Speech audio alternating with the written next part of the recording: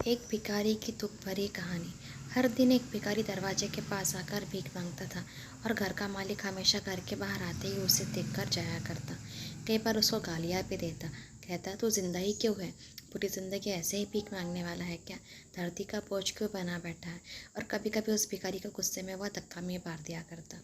एक बार सेठ बहुत परेशान था कि तभी उसके दरवाजे पर वही भिखारी आया। गुस्से में अपना आपा खोते हुए सेठ ने उस भिखारी को पत्थर दे मारा। पत्थर के कारण भिखारी का सर फूट गया और उसके सर से खून बहने लगा। इतना कुछ हो जाने के बावजूद भिखारी के मुंह से सिर्फ इतना निकला कि भगवान तुम्हारे पापों को माफ़ करे। भिखारी को पत्थर मारा, फिर भी उसने सिर्फ प्रार्थना की। सेठ का गुस्सा शांत हुआ। सेठ का मन विचलित हुआ उसका रहस्य जानने के लिए। वह भिखारी का पीछे पीछे करने लगा। उसने देखा कोई उसे मारता, कोई गालियाँ देता, फिर भी वह हर किसी को यही कहता, भगवान तुम्हारे पापों को माफ़ करे। भिखारी अपने घर जाने के लिए निकला। सेठ ने देखा कि एक पुरानी टूटी हुई खटिया पर एक बूढ़ी औरत लेटी हुई थी। बहुत कमज़ोर थी। वह भिखारी की पत्नी थी। पति को आता हुआ देख के वह खाट से उठ खड़ी हुई। पत्नी ने अपने पति के भीख भरे कटोरे में देखा, उसमें सिर्फ आधी रोटी थी। उसने पूछा आज इतना ही, और आपके सर से खून क्यों निकल रहा है। उसने बोला हाँ आज इतना ही मिला। लोगों ने सिर्फ गालियाँ दी और एक ने तो पत्थर भी मारा। उसने बोला यह मेरे पापों का ही फल है।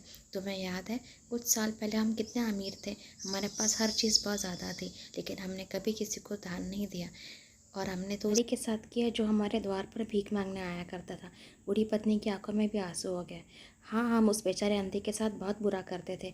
उसका अपमान करते, उसे रोटी की जगह कागज़ देते, उसका मजाक उड़ाते, उसको मारते। एक बार तो मैंने उसके मुंह पर मिट्टी भी फेंक दी। वह बहुत दुखी होता और दुखी होकर हमें हमेशा ये कहता कि तुम्हें तुम्हारे पापों की सज़ा ज़रूर मिलेगी। और उसकी पत्नी ने आधी रोटी मिल बांट कर खाई और भगवान को धन्यवाद बोलकर सो गए।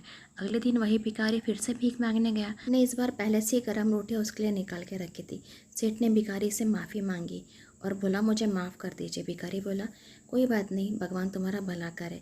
इस कहानी से हमें यह सीख मिलती है कि आदमी चाहे किसी के बारे में बुरा कहे या भला करे, लेकिन भगवान सिर्फ कर्म के हिसाब से उसको फल देता है।